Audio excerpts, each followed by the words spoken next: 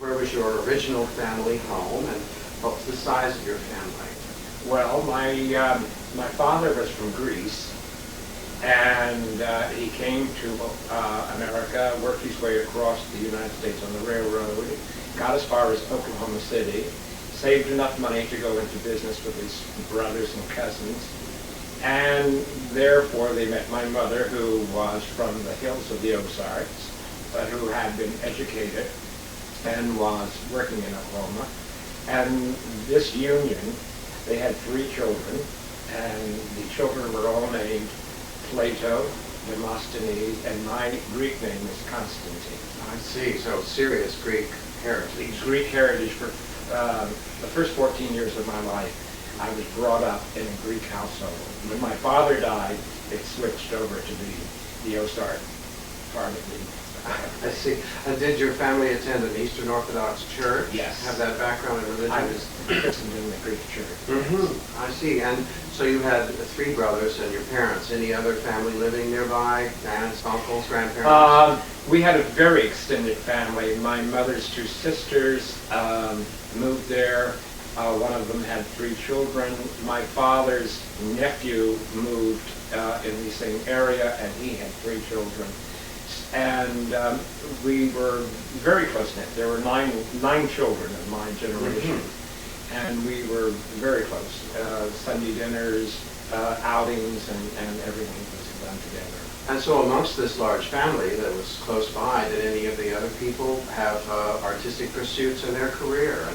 Yes, my 2 Greek cousins are very successful in the theater business. I see. My Lou Antonio has been nominated 3 times for an Emmy for his directing on television.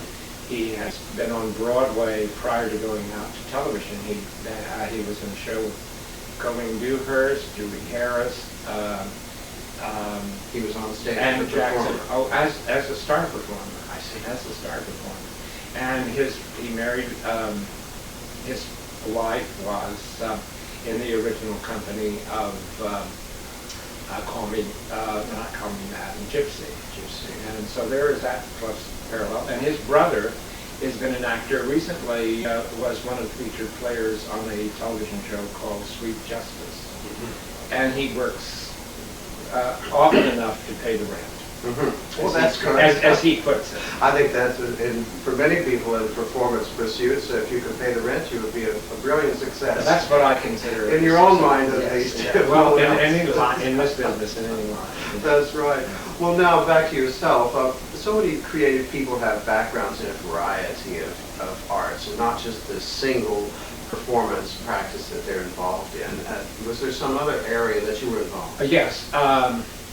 Plato and Demosthenes were both athletes, and Plato being an All-American in the late 40s.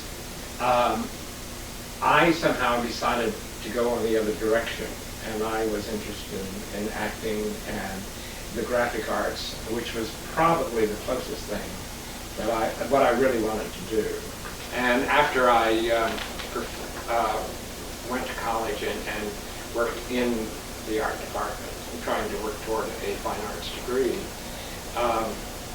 I was drafted and went into service, and it was my art background that they decided after basic training, instead of me shooting a gun, I would be better working in special service. Oh, good.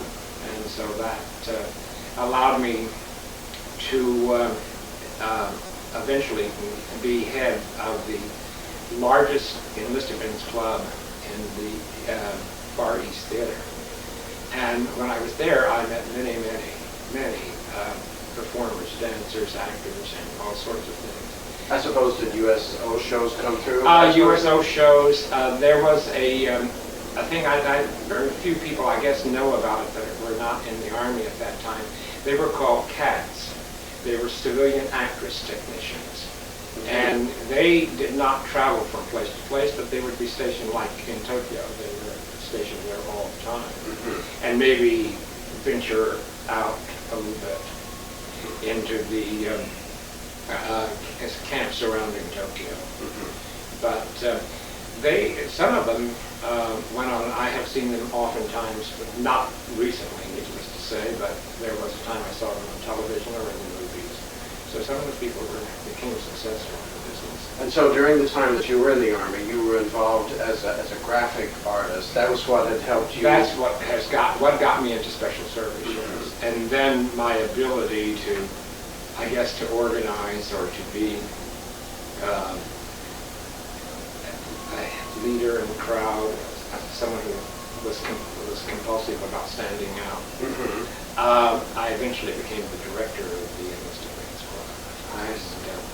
I was probably the director for almost a year before I was discharged. Good. And that part was interesting. And while I was there, there was a dancer who was now sort of semi-retired from the performing end of it.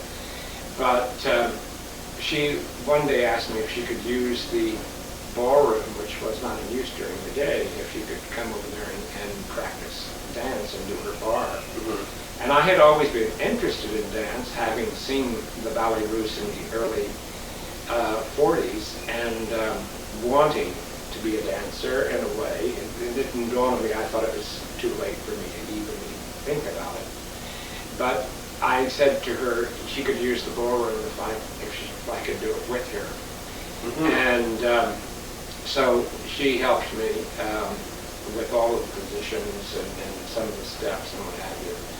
And this was in ballroom dancing or classical dancing? No, classical. European ballet tradition. Yeah, oh yes, yes. The thing that made it what it was is that we were doing it in the ballroom of the studio, or not the studio, but the club, which, as I say, was empty during the day.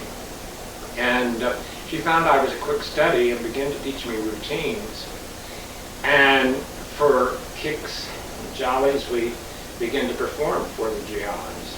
And it got to the place where you might think, well, the GIs would make fun of me doing it here. On the contrary, they were thrilled to death and would honestly ask if I was going to perform that night. And so I got that introduction into dancing, in which I had never thought I would ever even be in. And because I had this ability to pick up, she suggested that when I got my discharge, to go to California and study. And so I did just that. I came back to Oklahoma. My mother wanted me to go back to college, but I decided I would like to try this new thing called ballet. So your initial involvement with the dance was through the service, and having met this woman who rehearsed with you on an informal but obviously successful level. Were there any other influences early in your life with dance? Yes. When I was about 15, my aunt, who was into all the cultures that you could possibly get into at that time in Oklahoma, which there wasn't a lot coming in, but the Ballet Russe was coming there, and she asked me if I would be her date, and that proved to be pretty consistent throughout my teenage years, that I was always her date because she was a divorcee.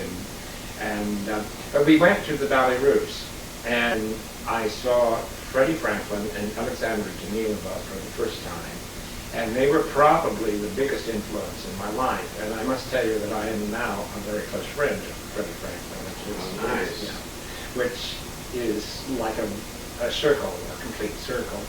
But I saw them, and the very next day, I called the local teacher. There was only a couple of teachers teaching dance in Oklahoma City at the time, and there was one, of course, better than the other, who taught people like Yvonne Chateau and people like that. So I called her. Now here I am, a teenager, and she said, "I'm sorry, I can't take you. I don't have any men in my classes." So that was a terrible disappointment to me. And she didn't have any man, so she didn't even want one man. She did not have. If we can skip forward, I happened to have met her in San Francisco when she came there, and I was already working as a professional in the company. And I told her the story, and she said, "You must understand, I didn't have a clue how to teach a man." And I said, "Do you have any idea how that delayed my dance career?" Because I thought I don't know if I thought about it as a profession, but I knew I wanted to do it, even as a hobby. So that was very influential, and you can't imagine the effect that seeing Freddie Franklin and Alexandra O'Neill on stage, and then, as I said, she took me every time a ballet theater, the early company of ballet theater was coming through. She being, once again, My this is aunt. your aunt. My aunt. And she was very, very instrumental and always very encouraging to anything I did artistically, because in my family, if you weren't a football player, you really didn't exist. And so having this one person back of you, it was very encouraging.